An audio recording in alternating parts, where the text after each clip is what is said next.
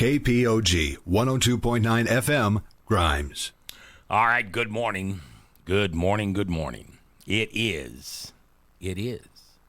Welcome to the 11th day of August in the Lord's year 2020. I'm J. Michael McCoy, and this is Max World Live, living free through forgiveness. If you are on the terrestrial band today, welcome to 102.9 FM, KPOG. Perhaps you're listening online at TuneIn. That's the name of the source in which you can always reach KPOG, either with your Android or with your Apple device. TuneIn, it is a free app that you'll get on your app store, and you're never without the wonderful teachings, preachings, music, entertainment, health advice, and fun of KPOG, the power of God. My name's J. Michael McCoy. I am on the radio Monday through Friday from 10 to 11 a.m. My old cohort, my old partner in crime, Frank the Verse Thomas, hosts the show The View from a Pew every afternoon from 4 to 6, and I would invite you to listen to that show and check him out. Very pompous, very arrogant, but loves Jesus. So you can't beat that. Yesterday, how about yesterday, huh? If you were listening to the show, you know that we lost our power here. Oh, I suppose it was about 9:45. It was that moment in which it was darker outside than it even is at midnight, because there was no sun and there was no moon. And we are now picking up the debris and putting back together our neighborhoods. 110-mile-an-hour hurricane winds. Now, when I first heard somebody use the term hurricane, I thought, well, that's not the right word to use. It's not hurricane. It's tornado. But apparently, the proper term is hurricane force winds, or hurricane gale force winds, I guess is the actual true thing that you want to call it. And so I posted a few videos as I drove around a little bit yesterday looking at some of the damage. Most of the damage was physical damage, was to a few. The Buccaneers Arena, it lost its roof, and a lot of rain damage on the inside. Question whether that facility will be able to be rebuilt or fixed, or just torn down and build a new one. Also, trees down all over the place. Marshalltown is currently at 98% without power. And there are hundreds of thousands of people without power across the state of Iowa. At one time yesterday, it was 250,000 customers. 250,000 customers. That's like 10% of the population in the state of Iowa had no power. Crews are going to be out today. Make sure that if your crews or if the crews are out, take them a case of water, or make a cake and take them some cake, or whatever they need. You need to use the bathroom or something. These guys, they're trained to do this. This is go time, and believe me, they feel the pressure that we want our power back on. I got an email this morning from my cell phone provider that I went over the max on minutes, on data, because I had no Wi-Fi at home. I still don't have power at my house. I got up this morning a little after 4. I didn't mean to get up that early, just didn't sleep very well, and decided I would just come over to the studio. So I was here at the studio by 5 and putting everything together for the show today, and Don't know what I'll do the rest of the day. Got to find something to do. I suppose I could just go work in my yard. That's what I may do. Thought it was interesting. It was cooler outside this morning at 5 o'clock than it was inside my house. Now, the temperatures are going to go back up, so I didn't open windows or anything like that. But my, oh my, how the times they are a-changing. And I got to change with them. How about you? All right, I'm going to read Jesus Calling for this morning. I forgot all about it yesterday. I'm going to read it for this morning, and then we're going to talk about, when you mix politics and religion, all you get is politics. And I don't want to talk politics today, but I think it's important that we have a conversation about religious freedoms. And I must admit that I am doing that topic today because I believe that our religious freedoms have never been at greater risk than they are with this election. And I get so tired of people telling me, well, this is the most important election we've ever had. Yeah, well, didn't they say that 4 years ago, and then 4 years before that, and then well, it seems like every year we say that. But when you look at religious freedoms in America, which should be synonymous, they should go hand in hand, brother and sister, kissing cousins, related. Jesus, the Holy Spirit, and God. It should all be just together, religious and freedom. You remember why we founded this country? You remember why? Well, I'll go into that in a little bit. I don't want to get into that speech yet. So we're going to talk a little bit about that. And if I get too political, I want you to jump on the Facebook or text me or something and tell me I went too far down the road, because I'm real passionate about this. And I'm not passionate about it for my lifetime. I'm passionate about it for my great-grandson, Isaiah's lifetime. Because my grandkids, they know what religious freedom is. But Isaiah doesn't have any idea of what's available to him right now. And that may be gone, depending on what the outcome of this election is. So we'll talk about that. All right, here is Jesus Calling for August 11th, 2020. Come to me. Come to me. Come to me.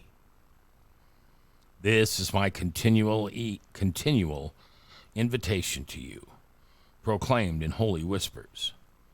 When your heart and mind are quiet, you can hear me inviting you to draw near. Coming close to me requires no great effort on your part. It is more like ceasing to resist the magnetic pull of my love. Open yourself to my loving presence so that I may fill you with my fullness. I want you to experience how wide and how long and how high and how deep is my love for you, so that you can know my love that surpasses all knowledge. The vast ocean of love cannot be measured or explained. Not the one I have for you, but it can be experienced.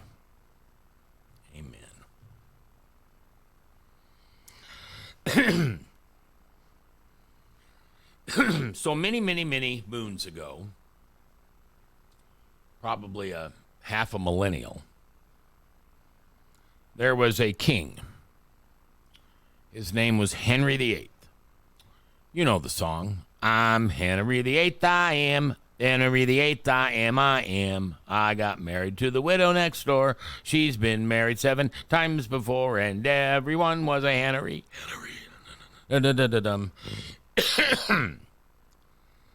Well,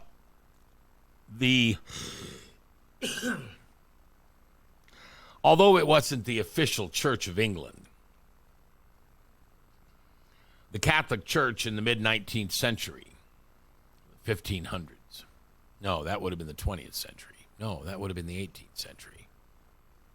We're in the 21st century now, right? So in the 20s. So that would have been the 20th century. In the mid-1500s, around that area.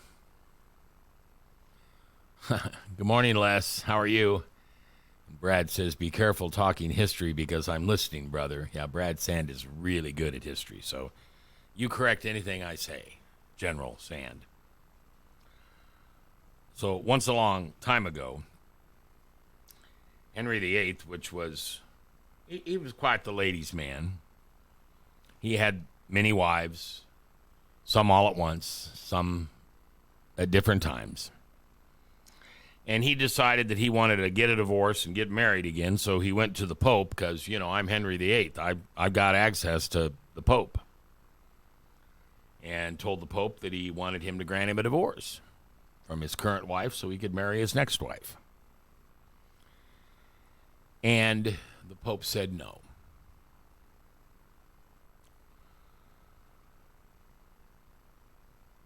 I have a joke on the end of my tongue, but I'm not going to say it.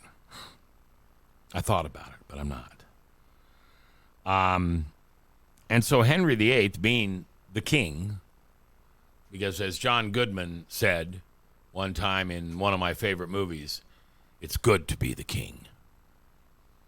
He decided that he would start his own denomination of Christianity.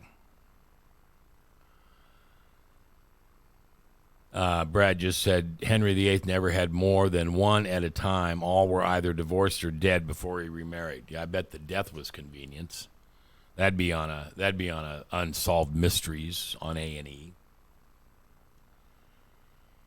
And so Henry VIII started the Church of England. And its hierarchy was determined in a theological term called episcopal. And the episcopal is where you don't have a pope, you have a bishop, and you have a president, or you have a something else that runs the denomination, but you don't have a pope. And the pope has great power in the Catholic Church. He wields all the power. But in the episcopal hierarchy, the hierarchy is done basically by districts, by states, by regions. I think it was the Nebraska, Iowa Episcopal region right now that we live in, if you're an Episcopalian. And so the Church of England was started, and it was called the Episcopal Church. And then Henry VIII could divorce and find his other wives dead as often as he wanted. And before we knew it, those folks that lived in England, many were called the Puritans. They were the forefathers to the Amish, to the Quakers. They could not deal with the king having his own church because the king was the king. It's good to be the king. And he was mandating, making laws. At that time, there was no parliament. There was no, the king was the king. The king had all the horses and all the king's men. Forget about Humpty Dumpty. They could have put him back together again. Yeah, I know. Silly today. And so these people wanted to escape what they felt was persecution. They were told how to worship, and it was a state church, and whatever the laws that Henry VIII wanted when it came to church or religion or faith, he could just pass those laws like he wanted to. Excuse me.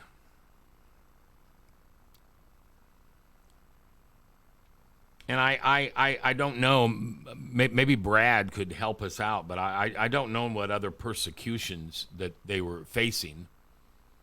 But they had an official religion for the country and the king. And at some point or another, I would imagine that they missed their Catholicism, because even though the Pope was the master, Catholicism was never the religion of the state. It was just an incredibly powerful denomination, believed by many to be founded by Peter, as in the disciple Peter, the apostle Peter, only because Jesus at one time said that, Peter, upon you I will build my church. You are the rock. Upon your rock I will build my church. And it's believed that Peter was the first pope, and there are people who will argue with that. I'm sure Brad's going to say something. But either way, the Catholicism and the Catholic Church was the basically only denomination of Christianity. In fact, there were no denominations of Christianity. Well, I guess you could call the Mennonites and the Quakers and the Amish having their own denomination, but basically that's really not the way it was. Brad just said before, Luther's break from the church, all Western states were Catholic. Yeah. And I want you to imagine that coming across the Atlantic Ocean, and it's cold. You know, the Pacific stays pretty warm, but the Atlantic Ocean was cold. And these were just wooden ships with sails. And pirates were as common as, you know, carjackers and thieves and bank robbers. It was hard to get across the Atlantic Ocean. But yet, these Puritans, these Amish, these Quakers, some Episcopalians, but not a lot. A few Catholics, I'm sure, but for the most part, that was it. Luther had not yet staked his name on the denomination of being Lutheran. I don't even know if Luther would be happy about anybody calling a denomination outside of Catholicism after him the Lutheran Church. That's where that comes from, Martin Luther. And if you don't know what I'm talking about, don't think Martin Luther King. Just stop with Martin Luther. He was a Catholic priest who had enough of penance and forgiveness and confession and purgatory and all these other things that Catholicism was accused. I'm going to just say accused because I don't want to get into that conversation. Accused of doing, which were not biblical. But when you're the Pope, it's good to be the Pope. And so they made their own rules and they did their own thing. And when Martin Luther posted his theses on the door of the Catholic Church and said, this is it, enough's enough, we're not going to do this anymore. And then we began to get denominations, Lutheran, Methodist, Presbyterian, etc. There were a lot of Englanders, Spaniards, that just didn't want to have anything to do with it. They wanted freedom to worship as they chose, not as the state chose. They wanted a freedom for their religion to worship who they wanted to, when they wanted to, how they wanted to. And that's a nice little speech. And, you know, nowadays it'd be a march down Grand Avenue in Des Moines with signs and masks, and not a lot of masks. Very little social distancing. But back then you couldn't do that. I mean, you'd be killed. You'd disappear. Whoops, what happened to Bob? I don't know. He was standing there a minute ago. Ooh, maybe it's the one was taken and one was stayed and lost again. No, I don't think so. Brad says Luther was looking to reform from within, but the powers that would be did not want to give up their power. And so, as the story goes, they rented the boats. Christopher Columbus had come over first in 1492 and got word back that, hey, there's a big piece of land over here. It's called the Americas. We're not sure how big it is yet because we can't get across it. But you guys ought to come over here and join us. And so they did, by the drove. And the first American was settled and founded on the East Coast there in the Boston area. And I just want you to grasp for a moment the heartache and hardship that these people took on to come over to America to gain freedom from their government suppressing their religion. It must have been a horrible, horrible, oppressing thing. Because you don't just do what they did as lightly as they did, so you wouldn't have to listen to the Pope anymore. I mean, I don't think so. But the bottom line was that they came over because they wanted freedom of religion. And some yabba-dabba-doo jackrabbit decided that should be called freedom from religion. It's not in print that way anywhere. It's nowhere in the Constitution or the Bill of Rights that you should have freedom of or freedom from religion. It's freedom of religion. The forefathers who set up the charter, the documentation, the Bill of Rights, the Letter of Independence, all those things that we learned when we were kids in school, all they wanted was the right to worship who they wanted to, when they wanted to, how they wanted to, where they wanted to, and if they didn't want to at all, then nobody was going to tell them they had to. You could be atheist. You could be agnostic. It didn't matter to the folks that came over on those boats and tried desperately to build a new country.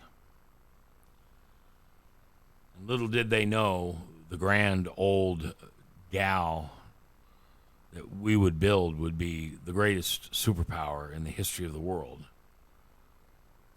And for many, many, many, many, many, many moons, stood on the original principles of their founders, and that was freedom of religion. And then somewhere in the mid-1800s, America started this thing called, let me back up. America got involved in something that was going on in other places in the world called slavery. And even though slaves were common throughout the western United States, you got to remember, I don't even think we were in California yet. I mean, the West had not been won by the time the Civil War started in 1812, or whenever it was. Brad, when did the Civil War start?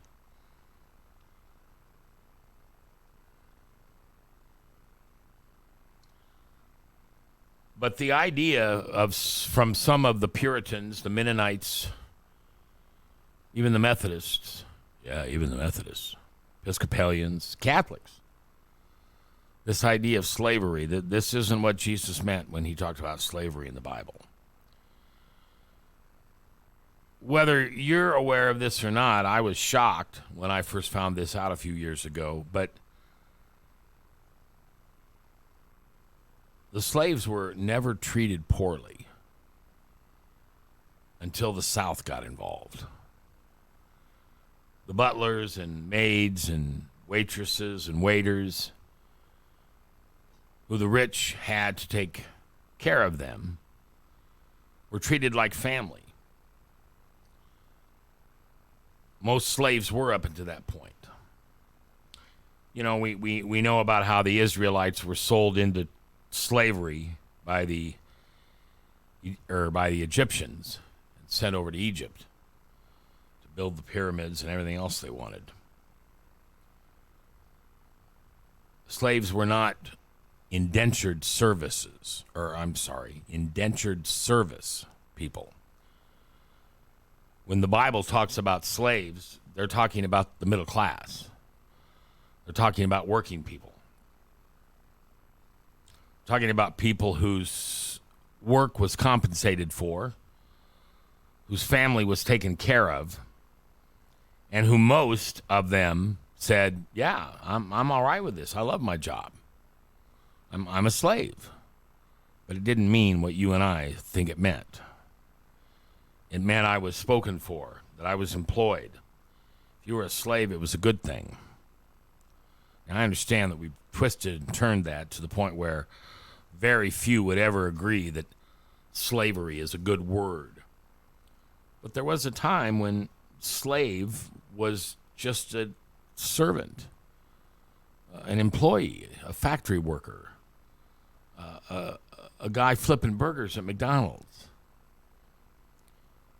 Being a slave just meant that you had income and that you were employed and that you were guaranteed a certain amount of money for your employment. And usually you were provided with housing and the kids were provided with school.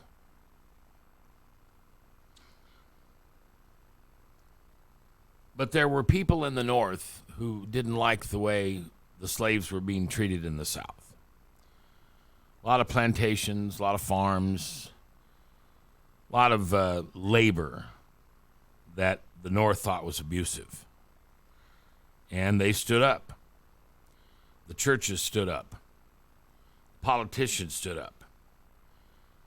The Episcopalians stood up. The Lutherans stood up. Everybody stood up and said, whoa, wait a minute. This is getting out of hand. We hear that some of these people are being beaten and whipped, and they're not paid their fair share, and their families are not being taken care of. What's going on down there?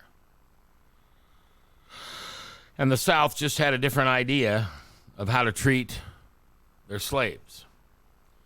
And I'm going to say something here that somebody's not going to like, and I ask for your permission to tell you something you don't want to hear. And since you can't tell me no, I'm sorry, since you're not able to tell me no, you don't want to hear it, to make sure you're not offended, I would encourage you to tune out now. Shut off the radio. Turn someplace else. Because what I'm about to say you're not going to like. But it's the truth. It's the God's honest truth.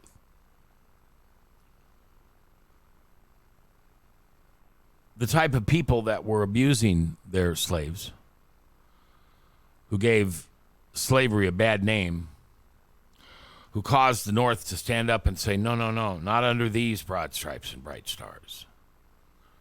Not in these United States, you're not going to. The people opposed slavery eventually became the party of Lincoln, which was called the Whigs. And then eventually, it would be called, the opposition, would be called the Democrats. Hold on a minute.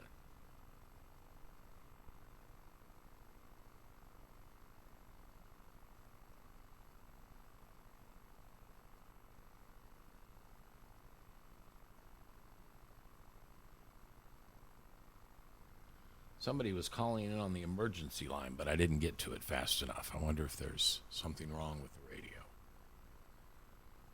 Anyway, the thing that some people don't want to hear, but it's the truth. It's recorded in the history books. That's why some people want to change the history books, because they don't like what it says. Some people want to tear down statues because they don't like what they stood for. But you can't change history. You can't change something that was or is. you can make it so it's not a part of today's society, but you can't wipe it from the map. You can't get rid of the truth. You can't decide that the truth will now be overlooked because we don't want to talk about it anymore. You just can't do that. And that's what they're trying to do nowadays. They're trying to change history. And I clearly don't understand why they want to do that. Wait, back up. I do know why they want to do that. Because it makes them look bad. The Confederate flag reminds them that at one time or another, we weren't a very nice nation when it came to slaves. Tuberculosis worsened. It was a terrible summer. Clarissa Bonfoy came down with chills and fever which lasted for weeks. One after another, the office hands came home sick, adding to the burden of anxiety and care. Then, on August 29th, 1854, another responsibility was added, a joyous one. He's perfect, Ellen. What shall we call him? I thought William Clarence. Willie? How do you like that name, little man? He likes it. Willie it is, then. My sister-in-law, Anna, grew weaker, and it was soon evident that without the Lord's intervention, she would follow her brother Nathaniel to Mount Hope Cemetery.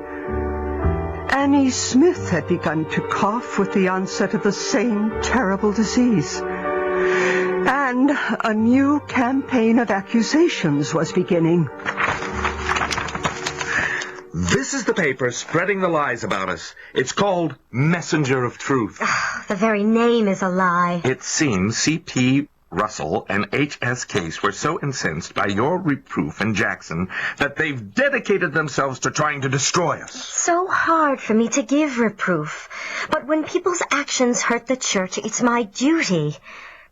Maybe I could have presented it in a better way so they would have accepted it. Ellen, you have nothing to reproach yourself about. But how can so many people believe such things of us?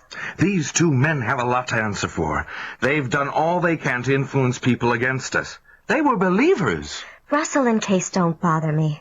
I've been shown that truth will eventually triumph, and they'll go down. That's good to know. What I find unbearable is that people who know us, who've acknowledged that our labors among them have been blessed of God, believe.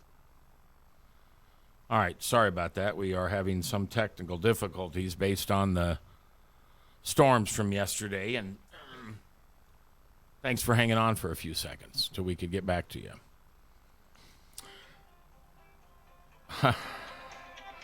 Where was I? Oh, I remember. I was waiting for Brad to tell me that I was doing something wrong when it came to history. 1861 was when the Civil War started. And don't forget the Quakers. He said they were the cornerstone of the movement. That's right. The Quakers, the Mennonites, those people were the cornerstone of the movement to move from England and Spain to America. And then as slavery became fairly barbaric, quite frankly, slaves were not treated kindly. They were not treated as an equal person. In fact, I think one of the most embarrassing things Americans ever did when we put the Bill of Rights together, we said that because of the color of your skin, you were 7/8 of a person. I don't know how. I want to meet the bozo that said that'd be a good idea to put in the Bill of Rights. I don't understand how you look at someone because of gender, which we did, or color of skin, which we did, and say that you're less. That is the thing that I think saddens me the most about the current social justice movement in our country, because it's really not based on today. It's really based on yesterday. I don't know how somebody can say that I owe them money because of something my great-grandfather did. I mean, if that's going to be the case, I'm Irish and German. Boy, do you guys owe me some money. Oh, and by the way, let's not forget the Native Americans who really were here first. Let's break out the barriers, tear down the walls, and go back into these reservations and give these American Indians their land back. I mean, if we're really going to do that, if you're really going to say that lives matter, don't forget. Don't forget. But I digress. 24 minutes before the top of the hour, 10:36, 11th day of August in the Lord's year 2020. I'm J. Michael McCoy, and we're talking about religious freedoms. I'm getting to where we're getting current. We as a country have always, what's the term? Idolized rebellion? We've always said that if we want change, we're willing to fight for it. Remember in the old movies how they used to line up in a straight line, the armies would, with the guns out, and they'd say charge, and they'd march forward, one by one, the enemy and the good guys. The white, the black, the red, the yellow. It didn't matter. And that's how they'd fight a war. And it literally was last man standing. Got to take the flag and go home. And then Americans decided they were going to fight differently in the Civil War. They weren't going to stand in a line and walk across the field, the battlefield, and just start shooting. They were going to hide in trees. They were going to do things that had never been done before. And the enemy called it terrorism. And thus, Americans became the first terrorists. That's probably enough of a history lesson for the day. I hope you don't mind. But I'm trying to explain that this country has always fought. The men and women of this country have always fought for the right to live free. To live free from slavery. To live free from oppression because of your gender or the color of your skin. To live free as a Lutheran or a Quaker or a Seventh-day Adventist or even as a Catholic. And today, that is being threatened more than ever. And they're sneaking in the back door. And whoever it is that's supposed to stand up for our religious rights are sleeping on the job. Are we supposed to leave it to our pastors? Are we supposed to leave it to our senators? Who are we supposed to leave it to? Who should stand up and say, no more? You're not going to take this gun from my hands. You're not going to take these Bibles from my hands. You're not even going to get close to removing Jesus from my heart. But yet we have the right to assemble. We have the right to worship as we choose. Now, I always get some jackrabbit that likes to tell me, well, if you guys would start paying taxes on your buildings and your churches, then that'd be a lot better. We'd have a better time with you then. Please? I don't know if you know that we feel this way. Please make us pay taxes. Please give us taxation so then we can have, you know what I'm going to say, representation. Because that's one of the things that they glorified in 1776, the fact that you can't have taxation without representation. And if you give us representation in the government, if you actually allow us to make, you ready? Told you weren't going to like this. If you actually have the Christian party, if you actually allow religion and the state to mix again, there's a lot of us that wouldn't mind that a bit. You get us together, and we can be public about it, and we can pass the laws that we want to protect our religion. And I know what you're thinking. You're thinking, well, what about the other religions?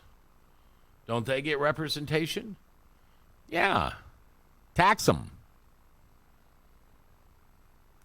There are many who believe that there are other religions in this country that get far, far greater representation than the Christians do.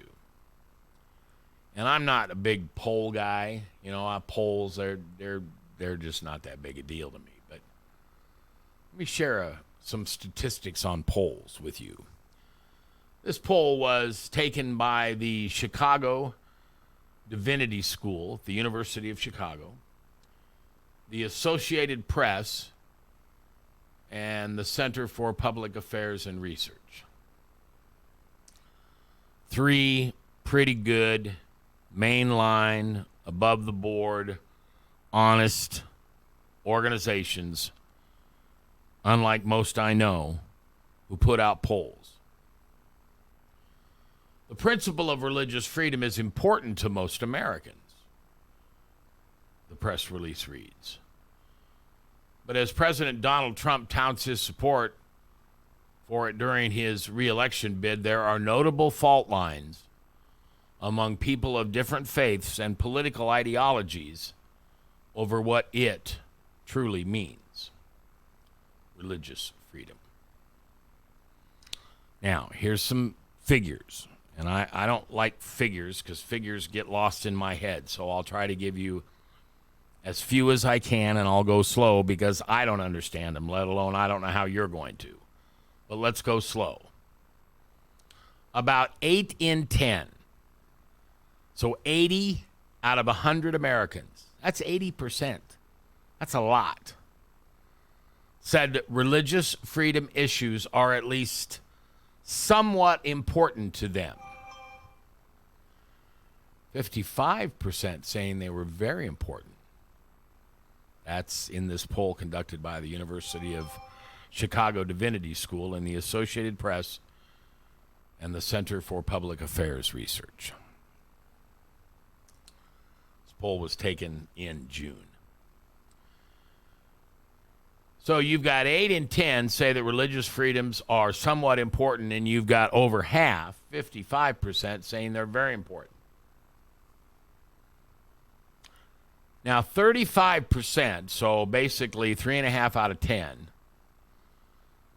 of U.S. adults overall say they believe their own religious freedom is threatened, at least somewhat. Wow. conservatives, were more likely than liberals to say so. Well, of course, most liberals don't have a religion. They don't have faith. And if that's offensive to you, then stop supporting abortion.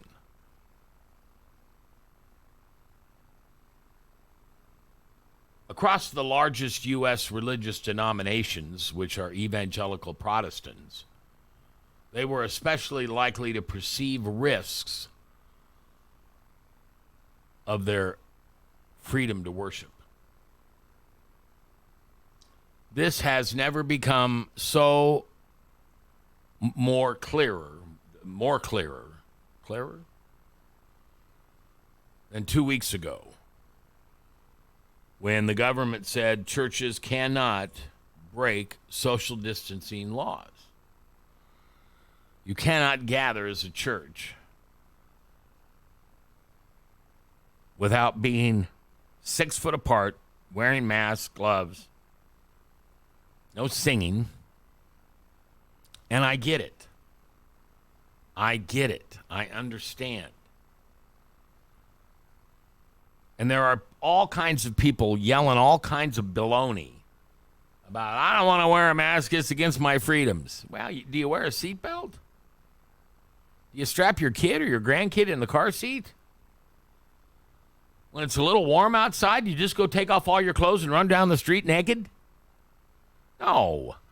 The government has every right to put restraints, guidelines, boundaries, borders on their citizens to keep the most safe for the cause of the least. To quote my favorite television star, Mr. Spock, the needs of the many outweigh the needs of the few. Let's go back to that poll. A divide over religious freedom for Muslims was particularly apparent in the poll. About half of Americans said U.S. Muslims' freedom to worship is threatened, at least somewhat, including 7 in 10 atheists and agnostics, about 6 in 10 Catholics, and about half of white mainline or non-white Protestant churches. Only about 3 in 10 white evangelicals, however, said Muslim Americans' religious freedom they think is at least somewhat threatened. See, because the challenge that we have with religious freedom is, if I give it to you, don't I have to give it to everybody else? No, you don't. Last July 1st, just a little over 5 weeks ago, the governor of the state of Iowa decided that at 18 you could no longer choose to smoke. And so they raised the tobacco purchase law, the vape purchase laws, the chewing tobacco laws, to now say you've got to be 21 and over to buy that product. And I know what you're going to argue with me. You're going to say, well, Mac, those are the kids. We got to take care of the kids because they can't take care of themselves yet. They're not old enough to make their own decisions. For God's sakes, then don't give them a gun and send them off to war at 18, please. Don't let them get married before they're 21. Then make marriage a 21 or over. I mean, if I'm being somewhat tongue-in-cheek here, because if we're going to say a person at 18 years old cannot be responsible for the decisions they make for their own lives, such as tobacco, alcohol,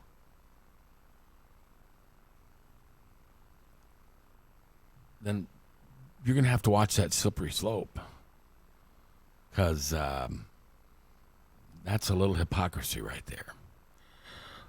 The government can take my son or daughter, put them through basic training, send them off to Afghanistan, And if they get their leg blown off, so what? If they get their eyes blown out, so what? If they die, well, thanks, you're a hero. But by God, don't give them a Camel. Don't give them a Winston. Don't give them a Marlboro Black. Don't give them a vape. Don't let them have any Copenhagen. Because they're not old enough to make that decision for themselves yet. Because that involves life or death, Mac. If a kid starts smoking at 18, he could be dead by the time he's 40 from lung cancer or gum cancer, or mouth cancer, or throat cancer, or whatever. Of course, if you send them to Afghanistan, they could be dead before they're 19.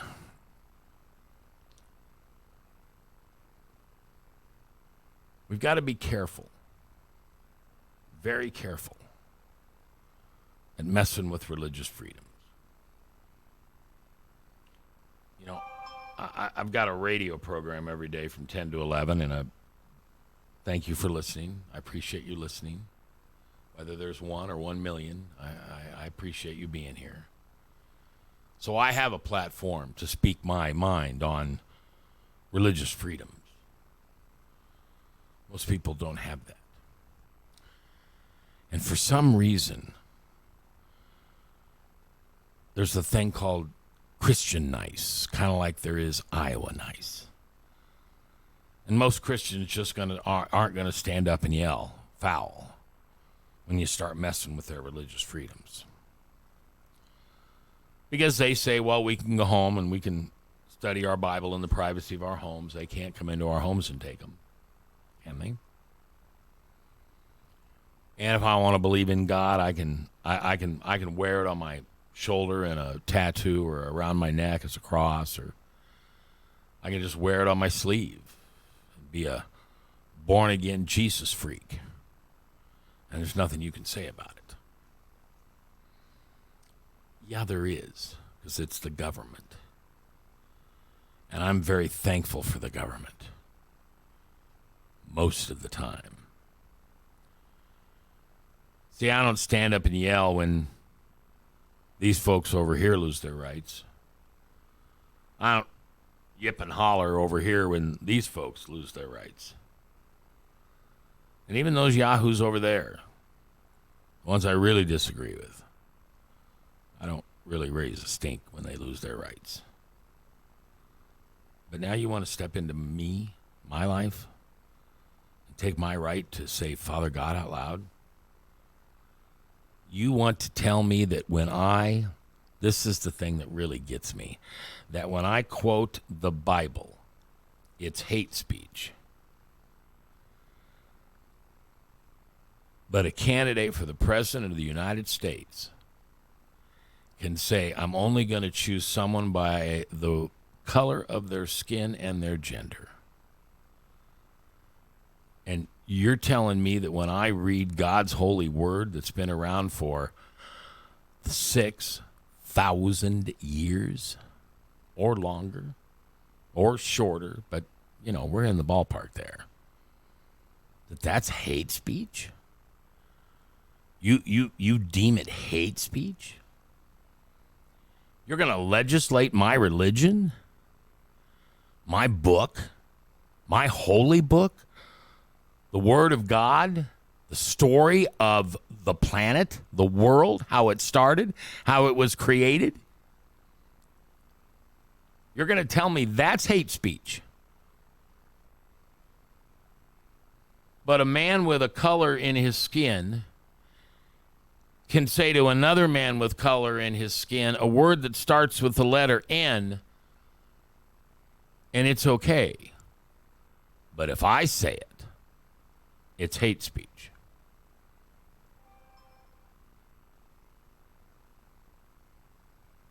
We're getting all messed up here, folks. We forgot what this country was founded on. The freedom of. The freedom to gather and march down the street peacefully. That's what America is. The freedom to open a book and no matter what it has in it, There's a freedom of the press. There's a freedom of publishing what I think. And there's laws set up that if I say something wrong, if I put somebody down too bad, if I hurt their business, they can sue me. And that's okay. But for the government to step in and say no? If you say that word to somebody, it's hate speech, but if somebody else says it because their skin color is different than mine, oh my gosh, isn't that racism? Allowing something or not allowing something based on the color of your skin, or even worse, the gender? I heard something interesting the other day, and I have to admit I chuckled. In one of these horrible riots that's going on all around the country, a male police officer was arresting a female protester.